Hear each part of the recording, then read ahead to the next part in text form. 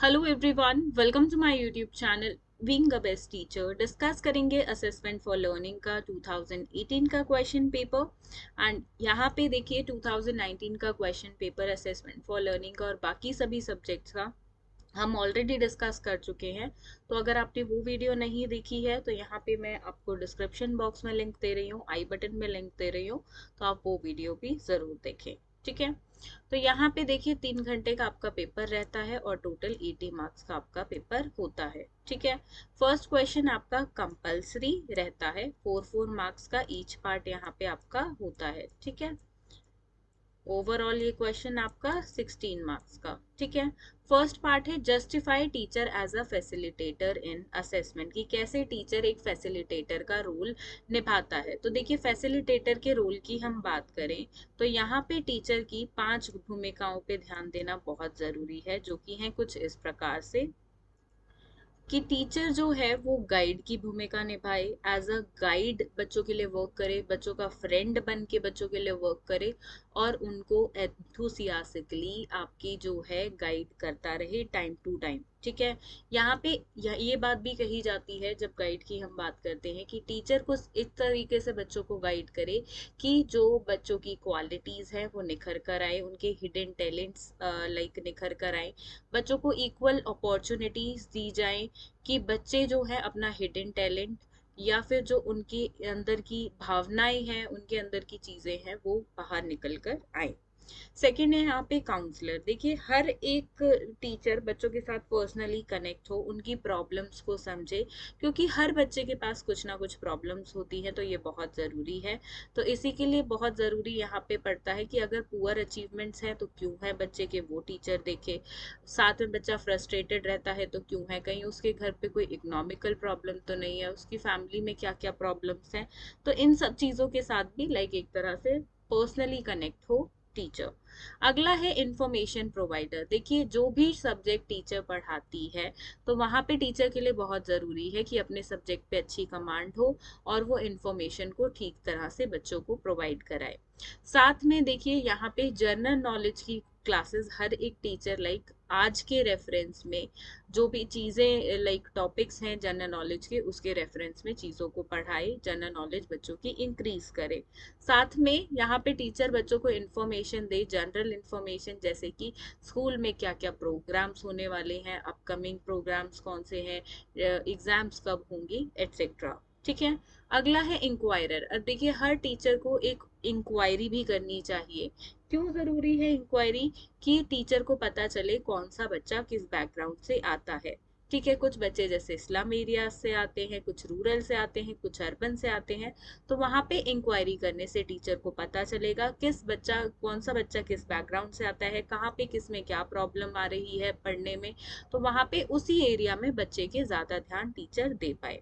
अगला है फैसिलिटेटर का। देखिए यहाँ पे फैसिलिटेटर का प्रोवाइड कराना बहुत इंपॉर्टेंट रोल है, उसी के बारे में बात हो रही है। ठीक है, मतलब यहाँ पे टीचर जो है as a facilitator role provide कराए, टीचर फैसिलिटेट करे स्टूडेंट्स को डिफरेंट डिफरेंट चीज़ों से, उनकी फैसिलिटीज़ प्रोवाइड कराए, जैसे कि magazine, newspaper, text book, story books and other resource material. ठीक है, और इसी को लास्ट में आपको कंक्लूड करना है। स्टार्टिंग में आप एक फ्लो चार्ट ड्रॉ करें, दैट्स इट।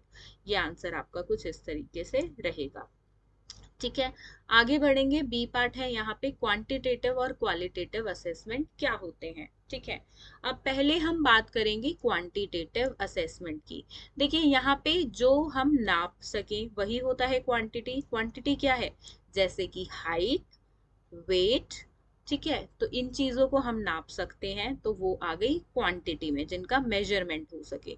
वही क्वालिटेटिव चीज़ जो होती है उनका मेजरमेंट नहीं हो सकता है।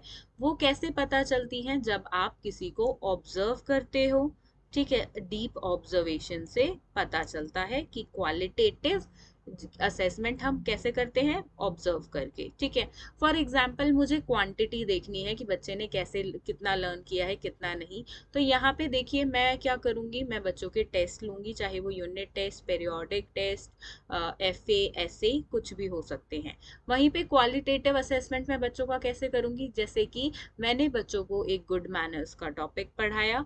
अब मैं देखना चाहती हूँ वहाँ पे मैंने देखिए कि बच्चों के अंदर वो हैबिट्स आई या नहीं गुड मैनर्स की, लाइक मैंने बच्चों को बताया you should help needy ones, तो क्या ये चीज बच्चों ने अपने अंदर गहन की है, अपने अंदर इनकलकेट की है या नहीं। ठीक है, तो वो मैं पता लगाऊंगी ऑब्जर्वेशन के थ्रू। मैं बच्चों को ऑब्जर्व करूंगी कि उन्होंने कितना सीखा है कितना नहीं। अब यहाँ पे ऑब्जर्व करते हुए दो तीन बातें ध्यान रखनी है, जैसे कि आप बच्चे को नेचुरल सेटिंग में बिना बच्चे को बताए उसको ऑब्जर्व करें, ताकि उसका कोई आर्टिफिशियल बिहेवियर देखने को ना मिले और उसका नेचुरल बिहेवियर आप नेचुरल सेटिंग में देख पाए।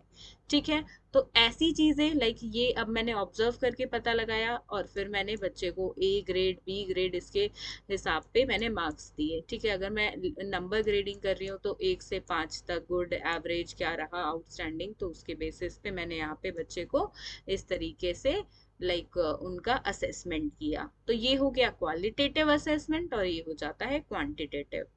ठीक है, इन शॉर्ट मैंने ये आपको क्लियर किया है और कुछ इस तरीके से आप लिखेंगे।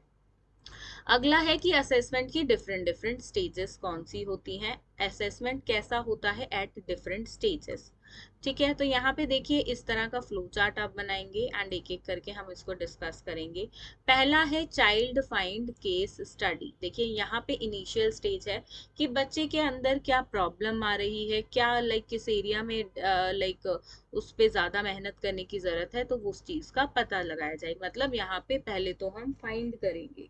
ठीक है, अब अगला यहाँ पे देखिए क्या है, यहाँ पे बात की जा रही है इसके अंदर कि कई बार क्या होता है जब इनिशियली बच्चे में कोई प्रॉब्लम डायग्नोस होती है, तो वहां पे पेरेंट्स का क्या रोल देखने को मिलता है कि वो एक्सेप्ट करने से मना कर देते हैं। देखिए सभी को अपने बच्चे प्यारे होते हैं और अपने बच्चों में उन्हें लगता है कि इसमें प्रॉब्लम है कहीं ना कहीं, जो कि किसी तरह की प्रॉब्लम नहीं होती है। वो एक हम बोल सकते हैं कि एक बच्चा जो है डेवलपमेंटल उसका सही तरीके से नहीं हो पा रहा है, हम स्लो लर्नर्स की बात करते हैं, तो वहाँ पे पेरेंट्स के लिए कहीं ना कहीं एक्सेप्ट करना मुश्किल हो जाता है। स्पेशली देखिए इंडियन सेटिंग के अंदर, क्यों, क्योंकि कल्चरल बिलीव्स और ट्रेडिशंस की वजह से वहाँ पे उनके पास सोसाइटी का एक प्रेशर होता है, उनको अपनी इमेज खराब होने की चीजें होती हैं। उनके कल्चर में ये चीज मानते नहीं है कि दिमाग का स्लो लर्नर्स हो सकते हैं या और कुछ प्रॉब्लम्स हो सकती हैं, तो इसलिए यहाँ पे ये प्रॉब्लम देखने को मिलती है। ठीक है, इसके लिए बहुत ज़रूरी है कि टीचर कम्युनिटी लेवल पे अवेयरनेस कराए कि ऐसी प्रॉब्लम्स बच्चों में देखने को मिल जाती है एंड सो ऑन। एंड यहाँ पे देखिए एक एग्जांपल हम ले सकते हैं ईशान का फ्रॉम द मूवी तारे जमी पर। तो वहाँ पे क्या देखा हमने कि उसकी भी पेरेंट्स को एक्सेप्ट करने में टाइम लग गया था कि हमारा बच्चा जो है वो थोड़ा सा उसमें डेवलपमेंटल प्रॉब्लम है and we need to put extra efforts on our baby, right. Next यहाँ पर है डेवलपमेंटल स्क्रीनिंग, जिसमें बच्चे की स्क्रीनिंग की जाती है और वहाँ पे देखिए first look at a child provide कराया जाता है। मतलब यहाँ पे डायग्नोस कर रहे हैं हम बेसिकली कि यस स्क्रीनिंग टेस्ट जिसको बोलते हैं कि we are preparing for the diagnosis basically. So that is, अब देखिए स्क्रीनिंग होनी कैसी चाहिए, ब्रीफ होनी चाहिए, इनएक्सपेंसिव, ताकि सब अटेंड सब उसका फायदा उठा सकें, सब उसको यूज कर सकें, वैलिड और रिलायबल होनी चाहिए। ठीक है, अगला है डायग्नोसिस। तो इसमें देखिए स्क्रीनिंग होने के बाद मतलब प्रिपरेशंस होने के बाद हम डायग्नोस करते हैं कि बच्चे के अंदर प्रॉब्लम क्या है। देखिए यहाँ पे डायग्नोस बेसिकली स्क्रीनिंग हुआ, यहाँ पे टेस्ट एक तरह का आप बोल सकते हैं, जिससे हमें पता चलेगा कि हम डायग्नोस करेंगे कि बच्चे के अंदर प्रॉब्लम क्या क्या है। ठीक है, फिर डायग्नोस में हमें वो प्रॉब्लम्स पता चलती हैं। ठीक है, इसके बाद हम प्लानिंग करते हैं डिफरेंट प्रोग्राम्स की कि अब बच्चे के लिए क्या करना है। फॉर एग्जाम्पल अगर पता चलता है कि बच्चे को थोड़ा सा हेयरिंग प्रॉब्लम है, तो वहाँ पे हेयरिंग टूल्स का हम प्रबंध करते हैं। ठीक है, अरेंजमेंट्स करते हैं बेसिकली। इसके बाद प्रोग्राम मॉनिटरिंग। अब देखिए वो चीज़ें जो जो जैसे बच्चे को जिस जिस हिसाब की नीड थी डायग्नोसिस के बाद, वो सब हमने प्रोवाइड कर दिया, लेकिन उसके बाद हम उस प्रोग्राम का जो हमने इम्प्लीमेंट किया है मॉनिटर करेंगे कि ठीक से काम कर रहा है या नहीं, और बच्चा उसके थ्रू प्रोग्रेस कर रहा है या नहीं। ठीक है, अगला है प्रोग्राम इवैल्यूएशन। अब जो कंप्लीट प्रोग्राम हमने किया, ये सब कुछ किया, उसका हम इवैल्यूएशन करेंगे। ठीक है, अब अगला आता है यूनिट 4 से डी पार्ट, परसेंटाइल रैंक। ठीक है, परसेंटाइल रैंक क्या होती है, देखिए यहाँ पे यूनिट 4 से है, जिनको स्टैटिस्टिक्स बिल्कुल पसंद नहीं है वो अक्सर यूनिट 4 को लीव कर देते हैं स्टूडेंट्स, बट इससे घबराने वाली बात बिल्कुल नहीं है, बहुत इजी है। देखिए यहाँ पे जनरल टर्म्स में आप पहले लिखेंगे परसेंटाइल रैंक होता क्या है, उसके बाद परसेंटाइल रैंक का आप फॉर्मूला लगाएंगे, और साथ में आपको क्या लिखना है परसेंटाइल रैंक के बारे में, आप परसेंटाइल रैंक के बारे में लिखेंगे, आप कोई भी डिजिट्स लगा के उसके बारे में लिख देंगे। अब देखिए यहाँ पे क्वेश्चन में आपको परसेंटाइल रैंक निकालने को बोला तो है नहीं, तो आप कोई भी डिजिट्स अपनी मर्जी से यहाँ पे लगा सकते हैं और एज अ एग्जाम्पल यहाँ पे इस तरीके से दिखाएं परसेंटाइल रैंक निकाल कर। ठीक है, अब यूनिट 1 की तरफ बढ़ेंगे। यूनिट 1 से आपके 2 क्वेश्चंस आते हैं, 16 मार्क्स का आपका एक क्वेश्चन रहता है। चॉइस है आप क्वेश्चन नंबर 2 करो या करो आप क्वेश्चन नंबर 3 जो आपको आता हो। ठीक है, तो यहाँ पे देखिए पूछा है what do you mean by assessment, assessment से आप क्या समझते हैं, साथ में आपको बताना है असेसमेंट के टाइप्स क्या हैं और असेसमेंट के प्रिंसिपल्स क्या होते हैं। ठीक है, अगर मैं इसको डिस्ट्रीब्यूट करूँ 16 मार्क्स के अकॉर्डिंग तो आपका 5, 5 और 6 मार्क्स का इस तरीके से ये आंसर बनता है। देखिए पहले आप बताएंगे असेसमेंट होता क्या है। देखिए असेसमेंट हमें पता है क्वालिटी प्लस क्वांटिटी दोनों को मिलाकर बना है। ठीक है, मतलब उसमें हम बच्चे की क्वालिटी और क्वांटिटी दोनों को ही मेजर करते हैं। ठीक है, अब टाइप्स ऑफ असेसमेंट की बात करें तो यहाँ पे फॉर्मेटिव, समेटिव और डायग्नोस्टिक। ठीक है, ये 3 आप लिख देते हैं, अदरवाइज एडिशनल कोई डालना चाहते हैं डालें वरना ना डालें, और उसके बारे में लिखना है। देखिए एफए के बारे में आप क्या लिखेंगे, फॉर्मेटिव असेसमेंट और समेटिव असेसमेंट जो थे वो सीसीई के अंदर इम्प्लीमेंट हुए थे 2010 में। साथ में देखिए यहाँ पे एफए जो है वो आपके साल में 4 होते हैं, FA1, FA2 आपके हाफ ईयरली में और FA3, FA4 आपके सेकेंड ईयरली में। ठीक है, देन यहाँ पे देखिए समेटिव असेसमेंट की बात करें तो ये साल में 2 होते हैं, समेटिव असेसमेंट 1 और समेटिव असेसमेंट 2। ठीक है, यहाँ पे देखिए ये आपका फर्स्ट जो टर्म रहता है उसमें होता है समेटिव असेसमेंट 1 यानी कि अप्रैल से सितंबर तक, देन जो SA2 आपका होता है वो आपका होता है अक्टूबर से मार्च तक। ठीक है, अब सीक्वेंस क्या रहता है फॉर्मेटिव और समेटिव का, तो सबसे पहले आपका होता है फॉर्मेटिव असेसमेंट 1, फिर होता है फॉर्मेटिव असेसमेंट 2, फिर आपका होता है समेटिव असेसमेंट 1, फिर होता है आपका formative assessment 3, formative assessment 4, then SA2। ठीक है, तो ये सीक्वेंस आपका रहता है। ठीक है, अब यहाँ पे वेटेज की बात की जाए तो देखिए वेटेज भी होती है, हर एक एफए आपका 10% का है। ठीक है, 10% का आपका आ गया, तो ओवरऑल ऐसे आपका मिला के बनता है 40% का। ठीक है, अब यहाँ पे बचे 60%। देखिए जो 60% है वो डिस्ट्रीब्यूटेड रहते हैं SA1 और SA2 में। ठीक है, तो इसी तरीके से आप फॉर्मेटिव और समेटिव असेसमेंट को लिखेंगे। डायग्नोस्टिक असेसमेंट में आपको लिखना है कि किस तरीके से हम डायग्नोस करते हैं असेसमेंट के थ्रू बच्चे के अंदर की क्या क्या इम्प्रूवमेंट की ज़रूरत है उस लर्नर को। फॉर एग्जाम्पल मैंने बच्चों का असेसमेंट किया डायग्नोस्टिक टेस्ट से, और उसके बाद मैंने डायग्नोस करी बच्चे के अंदर प्रॉब्लम, फिर मैं बच्चे को उसी डायग्नोस्टिक टेस्ट के अकॉर्डिंग जो मैंने डायग्नोस किया है उस प्रॉब्लम को देखते हुए बच्चों को टीच करूंगी अकॉर्डिंग टू देयर डिफिकल्टीज। ठीक है, तो ये रहा। बाकी देखिए यहाँ पे बहुत सारे टाइप्स हैं, क्राइटेरियन रेफरेंस है, नॉर्म रेफरेंस भी है, तो आपको जो पसंद हो आप वो पिक कर सकते हैं। ठीक है, अब प्रिंसिपल्स की बात करेंगे। देखिए प्रिंसिपल्स असेसमेंट के किस तरीके से होने चाहिए। पहला है रिलायबल, मतलब वो विश्वसनीय हो। ठीक है, जिस पे भरोसा कर सके, मतलब वो सही डाटा एक्यूरेट डाटा दे। देन वैलिडिटी होनी चाहिए उसकी, लाइक इनवैलिड ना हो, वो वैलिड हो, वैलिड डाटा दिखाए, valid everything will be there, accurate हो बेसिकली। ठीक है, रेलेवेंस हो, मतलब वो ऐसा नहीं हो कि रेलेवेंट है ही नहीं, जिस भी पर्टिकुलर इंडिविजुअल का असेसमेंट किया जा रहा है, जिस बेसिस पे किया जा रहा है, जिस कल्चर के बेसिस पे किया जा रहा है, जिस सब्जेक्ट के बेसिस पे किया जा रहा है। फॉर एग्जाम्पल अगर आप साइंस का असेसमेंट कर रहे हैं तो वो साइंस से रेलेवेंट होना चाहिए, ये नहीं है कि उसमें आप मैथमेटिक्स डाल देंगे। ठीक है, इसके बाद ट्रांसफरेबिलिटी, कि वो ट्रांसफरेबल हो, राइट। इसके बाद मैं एडिशनल में आपको कुछ बता देती हूँ कि यहाँ पर देखिए वो ट्रांसपेरेंट होना चाहिए। ट्रांसपेरेंट क्यों? कि मतलब सब उसको देख सके। लाइक देखिए यहाँ पे ट्रांसपेरेंसी के असेसमेंट की हम बात करें तो लाइक रीचेकिंग का रखा जाता है कि आप अगर चाहें, आपको डाउट हो, आपको कम मार्क्स मिले हैं या अगर आप फेल हो गए, आपकी कंपार्टमेंट आ गई है, रीअपेयर आ गई है, तो आप अपने पेपर को रीचेकिंग करवा सकते हैं एक लाइक फॉर्म भर के। ठीक है, तो वो ऑप्शन क्यों रखा जाता है? ताकि सिस्टम में चेकिंग में ट्रांसपेरेंसी रहे। ठीक है, क्रिस्टल क्लियर सब कुछ रहे। अगला है यहाँ पे थर्ड क्वेश्चन जो यूनिट 1 से ही है बट चॉइस में है यूनिट 2 के साथ, सॉरी क्वेश्चन नंबर 2 के साथ। तो यहाँ पे पूछा गया है कि एग्जामिनेशन कैसे टूल है असेसमेंट का, साथ में डिस्क्राइब करना है एनसीएफ 2005 किसके विजन में, असेसमेंट फॉर लर्निंग के विजन में। ठीक है, अब यहाँ पे देखिए सबसे पहले आप बताएं कि असेसमेंट होता क्या है। ठीक है, करिकुलम के रेफरेंस में आप उसको बता सकते हैं या डायरेक्टली आप एनसीएफ 2005 के बारे में बता रहे हैं तो इसको बाद में अटेंड करें, बट मैं आपको बोलूंगी पहले आप इसके बारे में लिखिए देन एनसीएफ। ठीक है, फिर एनसीएफ के टेनेंट्स आप बताएंगे कुछ इस तरीके से, रिकमेंडेशंस, टेक्स्ट बुक। देखिए एनसीएफ के बारे में आपने अच्छे से पढ़ा होगा, child contemporary India in education में फर्स्ट ईयर में भी आपका ये सब्जेक्ट रहता है। ठीक है, इस तरीके से एनसीएफ के बारे में लाइक ये तो 16 मार्क्स के हिसाब से बहुत बड़ा आंसर है। You have to be choosy here, यहाँ पे सिर्फ आप एक रीडिंग देंगे।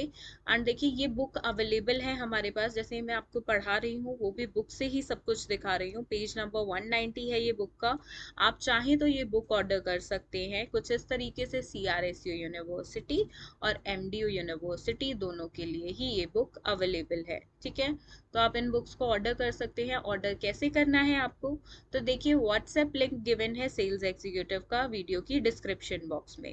वीडियो की डिस्क्रिप्शन बॉक्स में आप व्हाट्सएप के लिंक पे प्रेस करें, अदरवाइज फोन नंबर गिवन है आप उसको सेव करके व्हाट्सएप करें सेल्स एग्जीक्यूटिव को। आपको उनको बताना है अपना पिन कोड। ठीक है, पिन कोड बताना है और आपको जोन सी बुक चाहिए उसका नाम लिखकर भेजें। फॉर एग्जांपल आपको एमडीयू की सॉल्व्ड क्वेश्चन पेपर बुक चाहिए तो MDU solved question paper book, साथ में आपका ईयर कौन सा है वो लिखकर भेजें। अगर आपको ये चाहिए फर्स्ट ईयर की तो फर्स्ट ईयर लिखकर भेजें। अगर आपको सीआरएसयू की चाहिए तो सीआरएसयू सेकंड ईयर या फर्स्ट ईयर जिसकी भी चाहिए वो लिख कर भेजें और अपना पिन कोड। आगे से आपको बता दिया जाएगा प्राइस प्लस डिलीवरी चार्जेस आपका टोटल कितना है। ठीक है, एंड आप उस हिसाब से लाइक फर्दर डिटेल्स आपको सेल्स एग्जीक्यूटिव से मिल जाएंगी, कैसे आपको पेमेंट करनी है, कैसे बाय कुरियर, कौन से कुरियर से कितने दिन में आपके डोर स्टेप पे ये बुक डिलीवर हो जाती है। ठीक है, तो इस तरीके से प्रोसेस रहेगा। ज़्यादा जानकारी के लिए आप सेल्स एग्जीक्यूटिव को व्हाट्सएप कर सकते हैं, अदरवाइज आप कमेंट भी कर सकते हैं, आपको रिप्लाई डेफिनेटली 1 डे में मिल जाएगा। ठीक है, आगे बढ़ेंगे। ये तो काफ़ी सारी इंफॉर्मेशन है यूनिट 2 की तरफ। ठीक है, क्वेश्चन नंबर 4 यूनिट 2 से। ठीक है, असेसमेंट टूल्स के बारे में यहाँ पे पूछा गया है कि कौन कौन से असेसमेंट टूल्स होते हैं, साथ में आपको बताना है सेल्फ असेसमेंट और फीडबैक टेक्निक्स। ठीक है, तो देखिए यहाँ पे आपका यूनिट 2 के दो टॉपिक्स को कंबाइंड करके आपका 16 मार्क्स का क्वेश्चन बनाया है। अगेन आप ऐसे करेंगे 5 या मीनिंग को आप 4 मार्क्स का डाल सकते हैं। ठीक है, और यहाँ पे इसको 6 करें और इसको 6 करें। ठीक है, 4 6 6 के हिसाब से आप इसको लिखें। असेसमेंट टूल्स क्या होते हैं पहले जनरल लाइंस बता दें, फिर यहाँ पर देखिए असेसमेंट टूल्स के बारे में आप कौन कौन से लिखेंगे, क्वेश्चन आर के बारे में लिखेंगे आप। उसके बाद आप लिखेंगे रेटिंग स्केल, क्यूमुलेटिव स्केल, इन सब के बारे में। ठीक है, एक बार सिलेबस पे चलते हैं और एक एक करके सबको समझते हैं। तो ये आपका असेसमेंट फॉर लर्निंग का है आपका सिलेबस। तो देखिए इसके अंदर आपको कितने टूल्स पढ़ने होते हैं, आपको जितने टूल्स पढ़ने हैं वो रहे ये ऑब्जर्वेशन टूल। ठीक है, observation tool, interview, questionnaire, ठीक है, questionnaire, rating scale, checklist and cumulative record. ठीक है, ये आपको पढ़ने होते हैं। ठीक है, ऑब्जर्वेशन की बात करते हैं हम कि ऑब्जर्वेशन क्या होता है। ऑब्जर्वेशन जैसा कि मैंने आपको पिछले क्वेश्चन में भी बताया था कि हम जब बच्चों को ऑब्जर्व करते हैं नेचुरल सेटिंग्स में, बच्चे को ऑब्जर्व करना क्यों ज़रूरी है, ये देखने के लिए कि जो हमने पढ़ाया है बच्चे ने वो रियल लाइफ में अपनी इम्प्लीमेंट किया है या नहीं। साथ में ये देखने के लिए कि बच्चा जो है अपने अंदर क्या हैबिट्स, क्या वैल्यूज, क्या मॉरल वैल्यूज इनकलकेट कर रहा है। ठीक है, तो एजुकेशन का पर्सपेक्टिव मेन होता है कि बच्चे को जो नेचुरल सेटिंग है, जो रियल एनवायरनमेंट है, रियल लाइफ है, उसके अंदर अच्छी हैबिट्स, अच्छी चीजें डेवलप करना, प्रैक्टिकल जो हमने लाइक टेक्सुअल नॉलेज बच्चे को दी है वो बच्चा उसको इम्प्लीमेंट करे अपनी लाइफ में। फॉर एग्जाम्पल मैंने बच्चे को मैनर्स पढ़ाया है, गुड मैनर्स, तो वहाँ पे मैंने बच्चे को पढ़ाया कि हमें सबकी हेल्प करनी चाहिए, स्पेशली द नीडी वंस। तो वहाँ पे देखा जाएगा कि क्या बच्चा ऐसा कर रहा है नेचुरली जब उसको ऐसी लाइफ सिचुएशंस देखने को मिलती हैं या नहीं। ठीक है, तो यहाँ पे इस तरीके से आप इंट्रोडक्शन देंगे। साथ में आप लिखेंगे कि एक ऑब्जर्वर जो होता है, ऑब्जर्वर कौन हुआ, देखिए जो यहाँ पे आप जिस पे ऑब्जर्वेशन हो रहा है और जो ऑब्जर्व कर रहा है वो हुआ ऑब्जर्वी। ठीक है, तो यहाँ पे आप लिखेंगे कि क्वालिटीज क्या होती हैं एक अच्छे ऑब्जर्वर की। तो जो एक अच्छा ऑब्जर्वर होगा, देखिए वो हमेशा, ऑब्जर्वर इज द वन, थोड़ी मैंने यहाँ पे गड़बड़ कर दी, ऑब्जर्वर इज द वन जो ऑब्जर्व करता है, ऑब्जर्वी इज द वन जिसपे ऑब्जर्वेशन हो रही है। ठीक है, क्वालिटीज क्या होती हैं एक ऑब्जर्वेटर की, तो वो क्वालिटीज होती है कि वो बच्चे को बिना पता लगाए बच्चे को ऑब्जर्व करे नेचुरल सेटिंग में, वो कोई आर्टिफिशियली बच्चे को ऑब्जर्व ना करे, मतलब ठीक तरीके से करे। और वो जजमेंटल नहीं होना चाहिए कि वो पहले ही बच्चे के बारे में एक धारणा बना ले, जजमेंट बना ले, उसको इक्वालिटी के बेसिस पे जजमेंट करनी चाहिए, ऐसा ना हो वो पार्शियल हो। ठीक है, फॉर एग्जाम्पल रेसिस्ट ना हो। कई बार क्या होता है कि देखिए कुछ ऑब्जर्वर लाइक कोई बच्चा अगर डार्क कॉम्प्लेक्शन का है उसको 2-4 मिनट किया, और कोई बच्चा अगर फेयर कॉम्प्लेक्शन का उसको ज्यादा देर किया।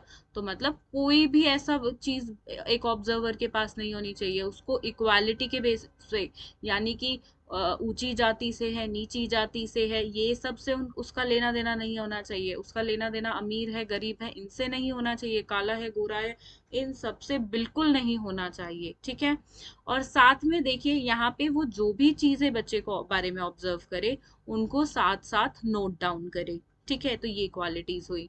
तो यही है ऑब्जर्वेशन के बारे में, आप इसके मेरिट्स और डीमेरिट्स भी साथ में लिख सकते हैं।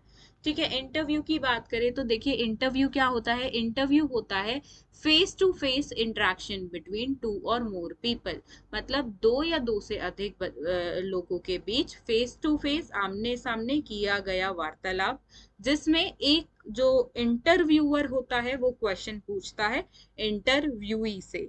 ठीक है, अब यहाँ पे टाइप्स ऑफ इंटरव्यू की बात की जाए तो बहुत टाइप्स होते हैं। पहले यहाँ पे देखिए हम लेते हैं स्ट्रक्चरल और नॉन स्ट्रक्चरल। स्ट्रक्चरल इंटरव्यू जिनमें प्री प्लानिंग होती है, नॉन स्ट्रक्चरल जिनमें प्री प्लान्ड जो इंटरव्यूज नहीं होते हैं, प्री प्लानिंग की रिक्वायरमेंट नहीं होती है। ठीक है, वहाँ पे दूसरे आप इंटरव्यूज ले सकते हैं, ग्रुप इंटरव्यूज और इंडिविजुअल इंटरव्यूज। ग्रुप इंटरव्यूज जो ग्रुप पे किए जाते हैं, और इंडिविजुअल जो लाइक एक पर्सन पे, सिंगल पे हम जिसका इंटरव्यू लेते हैं।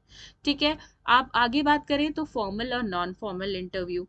फॉर्मल इंटरव्यू की हम बात करें तो जैसे जॉब के लिए जो इंटरव्यूज होते हैं, और नॉन फॉर्मल वो हो गए जो हम डिनर पे, लंच पे करते हैं। ठीक है, जिनमें लाइक आपके पर्सनल क्वेश्चंस भी इंक्लूडेड रहते हैं।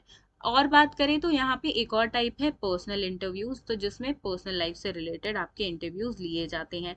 जैसे हम सेलिब्रिटीज के इंटरव्यू देखते हैं कि उनसे पर्सनल क्वेश्चंस, कई बार इस तरह के इंटरव्यूज होते हैं जिनमें पूछे जाते हैं। ठीक है, तो ये रहा आपका इंटरव्यू का टॉपिक। अब क्वेश्चन आर की बात करें तो देखिए क्वेश्चन आर क्या होता है। क्वेश्चन आर वो होता है जिसमें हम क्वेश्चंस की सेटिंग में बच्चे का इवैल्यूएशन करते हैं। ठीक है, देन रेटिंग स्केल की बात करें तो देखिए यहाँ पे अगेन इसको ब्रीफ में करेंगे, questionnaire is still easy. Rating scale क्या होता है, देखिए जिसमें हम बच्चे को रेट करने के लिए स्केल का यूज करते हैं। ठीक है, फॉर एग्जाम्पल यहाँ पे 3 पॉइंट स्केल होता है। 3 पॉइंट में फर्स्ट हो गया आपका गुड, सेकेंड हो गया एवरेज, थर्ड हो गया पुअर। ठीक है, अब रेटिंग स्केल भी डिफरेंट टाइप्स के होते हैं, जैसे कि हम बात करें लेटर ग्रेडिंग की, न्यूमेरिकल ग्रेडिंग की, ग्राफिक ग्रेडिंग की, तो इस तरह से ये डिफरेंट टाइप्स ऑफ ग्रेडिंग है। 3 पॉइंट ग्रेडिंग सिस्टम चौथा टाइप आपका हो गया। न्यूमेरिकल रेटिंग स्केल में आपका नंबर्स से बच्चे का इवैल्यूएशन किया जाता है। फॉर एग्जाम्पल 1 से 5 तक आप बच्चे को नंबर्स देते हैं, ठीक है। वहीं पे अगर मैं बात करूं तो ए से ई तक जब हम बच्चों को लेटर के थ्रू ग्रेड करते हैं तो वो हो गया आपका लेटर रेटिंग स्केल, ठीक है। तो इसी तरीके से ग्राफिकल होता है जो डिस्क्रिप्टिव की तरह होता है। अब डिस्क्रिप्टिव क्या है आप ये पूछेंगे, तो डिस्क्रिप्टिव रेटिंग स्केल होता है जिसमें हम एक लाइन में बच्चे के बारे में डिस्क्राइब करते हैं और उसको रेट करते हैं। फॉर एग्जाम्पल्स हम रिपोर्ट कार्ड्स में देखते हैं कि एक लाइन बच्चे के बारे में लिखी रहती है, for example the child is very disciplined, ठीक है। तो इस तरीके से अब चेकलिस्ट की बात करें तो देखिए चेकलिस्ट वो लिस्ट होती है जिसमें बच्चे को एक्टिविटीज दे दी जाती हैं और उसको चेक करना होता है। लाइक एक बॉक्स सामने होता है और उस पर चेक लगाना होता है। चेक बोले तो आपको टिक मार्क लगाना होता है बच्चे को इस तरीके से कि मैंने वो काम आज कर लिया। फॉर एग्जाम्पल अगर मेरे को बच्चों के अंदर अच्छी आदतें डेवलप करनी है तो मैं हर बच्चे का इस तरीके से क्यों ये बना सकती हूँ चेकलिस्ट। तो यहाँ पे रहेगा एक्टिविटी कि बच्चे को वो एक्टिविटी की है आज या नहीं।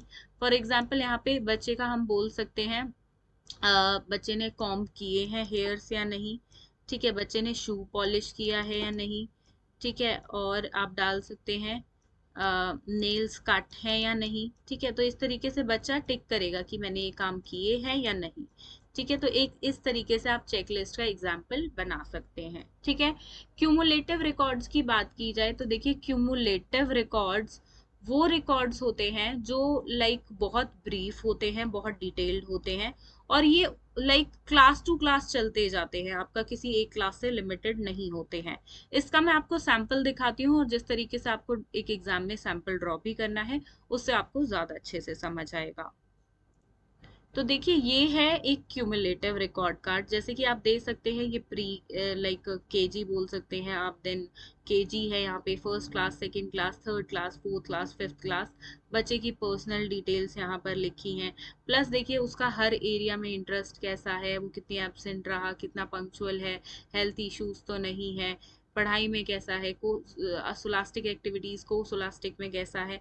तो वो सब इसमें देखिए बच्चे की कंप्लीट इन्फॉर्मेशन होती है और ये बहुत ही एक लाइक सीक्रेटिव डॉक्यूमेंट होता है।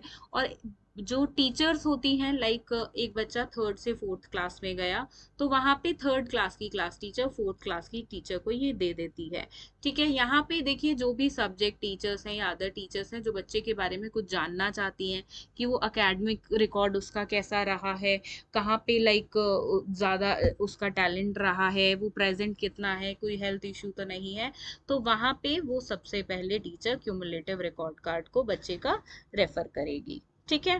तो ये होते हैं क्यूमुलेटिव रिकॉर्ड कार्ड और किस तरीके से आपको एग्जाम में भी एक स्पेसिमेन यानी कि सैंपल बना के दिखाना है, ठीक है। तो देखिए ये था असेसमेंट टूल्स के बारे में, ठीक है। अब हम बात करेंगे सेल्फ असेसमेंट और फीडबैक की कि सेल्फ असेसमेंट और फीडबैक कैसा होता है। अब देखिए यहाँ पे आपको बिल्कुल नाम से ही पता चल रहा होगा सेल्फ असेसमेंट का मतलब। देखो सेल्फ असेसमेंट का मतलब होता है स्व मूल्यांकन, जब स्व आकलन मतलब जब आप खुद का ही आकलन करते हैं, खुद को ही असेस करते हैं, ठीक है। और साथ में यहाँ पे पूछा है फीडबैक की टेक्निक्स की, किस तरीके से फीडबैक मिले, उसकी क्या क्या टेक्निक्स होती हैं। तो सेल्फ असेसमेंट के बारे में कुछ इस तरीके से आपको इंट्रोडक्शन देनी है। Successful use of student self assessment किस चीज़ों पे डिपेंड करता है, उसके की एलिमेंट्स जैसे कि goal setting, guided practice with assessment tools और पोर्टफोलियोज, इनके बारे में आप लिखेंगे। इनको थोड़ा थोड़ा आप डिस्क्राइब करेंगे शॉर्ट शॉर्ट पैराग्राफ्स में, ठीक है, इस तरीके से। और फिर हम आ जाएंगे फीडबैक टेक्निक्स पे, राइट। फीडबैक टेक्निक्स में कुछ इस तरीके से इंट्रोडक्शन की रिक्वायरमेंट होती है कि फीडबैक है क्या। देखिए फीडबैक एक ऐसी पावरफुल, हम इसको चीज बोल सकते हैं, टेक्निक बोल सकते हैं, जिससे टीचर को पता चलता है कि लाइक कहाँ पे लाइक और फोकस करने की ज़रूरत है। देखिए अगर मैं अपनी बात करूँ, अगर आप सब कमेंट्स में लिख कर जाते हैं कि हाँ आपने ऐसा पढ़ाया मैम, इस एरिया पे फोकस कीजिए, ये चीज़ आपने अच्छे से बताई, तो वहाँ पे क्या होगा, मुझे पता चलेगा कि मुझे इस एरिया में लाइक यहाँ पे लाइक स्टूडेंट्स को ये चीज़ समझ नहीं आई, मुझे यहाँ पे फोकस करना था, ये चीज़ें मैंने अच्छे से एक्सप्लेन करी, तो ये मेरा पॉजिटिव पॉइंट रहा। तो मैं क्या करूँगी, फीडबैक से इस चीज़ को इम्प्रूव करने की कोशिश करूँगी और इस चीज़ को कंटिन्यू करूँगी जो मेरा पॉजिटिव रहा। तो यहाँ से मुझे अपने बारे में फीडबैक मिलता है, ठीक है। तो यही है बेसिकली फीडबैक। सो अब फीडबैक की टेक्निक्स कौन कौन सी होती हैं, तो देखिए यहाँ पे काफ़ी सारी टेक्निक्स होती हैं फीडबैक की, and for that you have to write the answer completely, okay, सभी टेक्निक्स के साथ। अब यहाँ पे फीडबैक के प्रिंसिपल्स भी दिए हुए हैं, आप कोई भी लाइक 5 प्रिंसिपल्स यहाँ पे इंक्लूड कर सकते हो अपनी ओन लैंग्वेज में। टाइप्स ऑफ फीडबैक गिवन है, जिसमें पॉजिटिव और डेवलपमेंटल फीडबैक के बारे में आप शॉर्ट में लिख सकते हो, ठीक है। अब आते हैं अगले क्वेश्चन पे, जो कि है क्वेश्चन नंबर 5, जिसमें जो चॉइस में है ऑब्वियसली आपका कि डिफाइन करना है आपको अचीवमेंट टेस्ट के बारे में, साथ में आपको बताना है steps for the construction of an achievement test with blueprint, ठीक है। अचीवमेंट टेस्ट को और साथ में ब्लूप्रिंट को भी आपको इसमें ड्रॉ करके दिखाना है, ठीक है।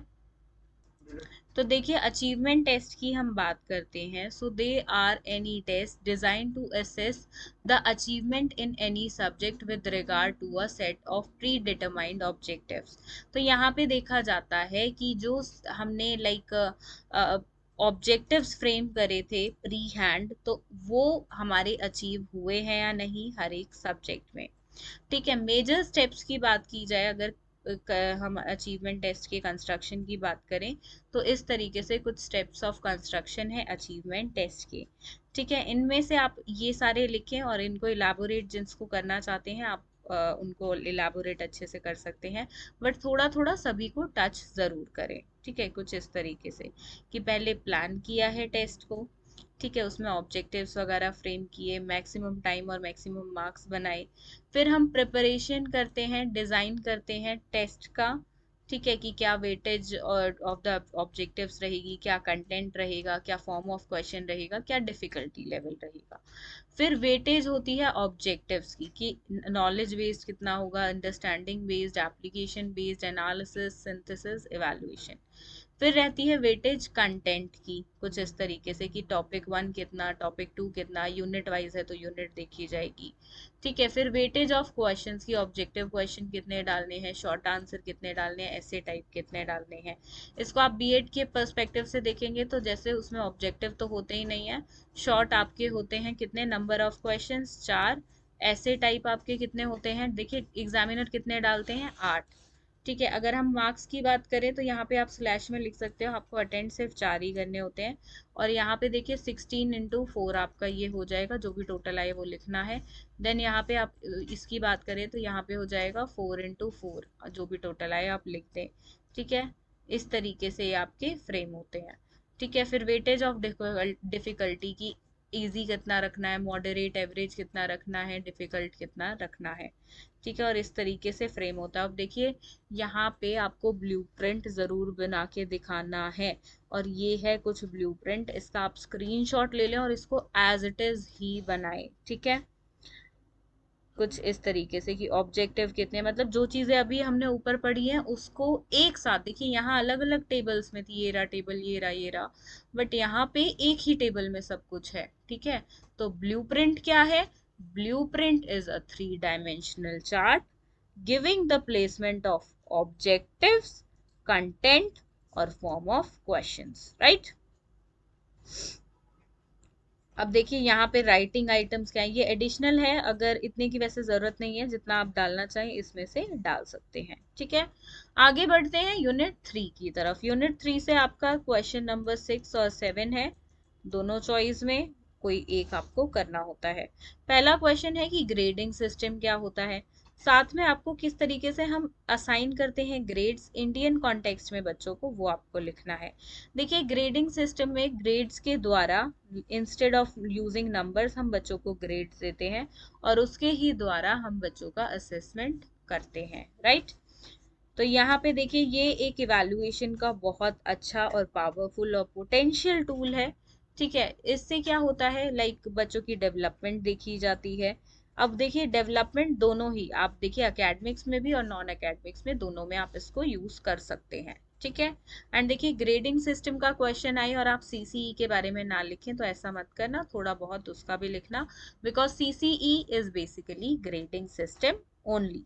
ठीक है, अब सीसीई आप पूरा लिखें क्या होता है इसके अंदर, थोड़ा एफॉर्मेटिव समेटिव भी बताएं, कब इंट्रोड्यूस हुआ, क्यों इंट्रोड्यूस हुआ। ठीक है, इस तरीके से, और कुछ पॉलिसीज भी इसके अंदर आप इंक्लूड कर सकते हैं। राइट, बढ़ते हैं क्वेश्चन नंबर 7 की तरफ। अब क्वेश्चन नंबर 7 में आपको डिस्क्राइब करनी है क्या क्या चीजें, मीनिंग और प्रोसीजर डिस्क्राइब करना है, क्वेश्चन और आइटम बैंक का। ठीक है, उसके बाद बी पार्ट है कॉन्सेप्ट एंड फ्रेमवर्क लिखना है आपको एग्जाम ऑन डिमांड का।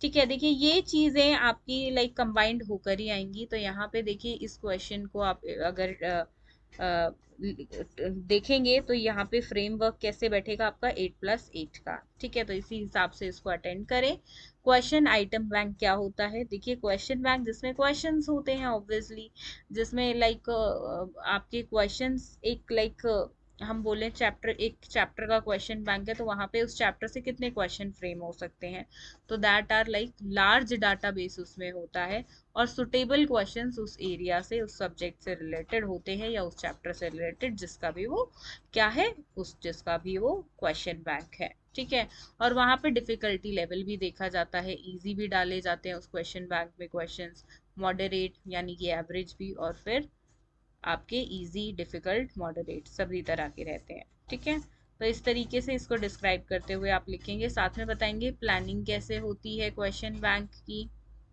ठीक है, and question bank in action ये एडिशनल है, अगर आप लिखना चाहें तो लिखें, अदरवाइज स्किप करते हैं। ठीक है, इसके बाद concept and framework of exam on demand, मतलब कि एग्जाम्स जब डिमांड में किए जाते हैं वही है जो इसके नाम से आपको पता चल रहा है, दैट इज ODE। ठीक है, ऑन डिमांड एग्जामिनेशन। ठीक है, तो उसके बारे में आप लिखें। करेक्टरिस्टिक्स क्या है ऑन डिमांड एग्जामिनेशन के, वो आप लिखें कि permits the students to choose the date of his her examination, इसमें बच्चा खुद अपने एग्जाम की डेट चूज कर सकता है। बच्चे को यहाँ पे देखिए फेल होने का डर कम हो जाता है, यहाँ पे बच्चे की फ्रस्ट्रेशन रिमूव होती है, उसका सेल्फ एस्टीम लाइक लॉस नहीं होता है।